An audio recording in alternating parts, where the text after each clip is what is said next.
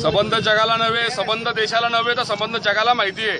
मराठ्यांचे रक्त हे सळसळते आहे आणि येणाऱ्या काळात संबंध देश पाहिल. आम्ही ज्या पद्धतीने मोर्चे काढतो आहोत, एक मूक मोर्चा आम्ही काढतो आहोत.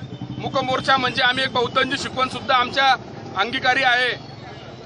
कोपर्डीच्या घटनेच्या आरोपींना फाशी नव्हे तर त्यांना भर चौकात फाशी द्यावी, अशी आमच्या सर्व मराठ्यांची, संबंध महाराष्ट्राची आणि संबंध देशाची मागणी आहे. या मोर्चाद्वारे आम्ही संबंध देशाला सुचवू इच्छितो. जर आमच्या मुलींकडे कोणी वाईट नजरेने पाहिलं तर आज आमचे हे मूक मोर्चे आहेत, यानंतर आमच्या हातात तलवारी असतील. आरक्षणाच्या मुद्द्यावर आपण हात घातला, बरं झालं. आरक्षणाबद्दल मी सांगू इच्छितो, जे मराठे गरीब आहेत, सर्वच मराठे श्रीमंत आहेत अशातले नाही, परंतु जे मराठे 90% 99% मिळवत आहेत, परंतु आरक्षणामुळे त्यांना जर ऍडमिशन भेटत नाही, तर अशा मराठ्यांचं काय, ही सुद्धा मागणी आमची या सरकारकडे आहे.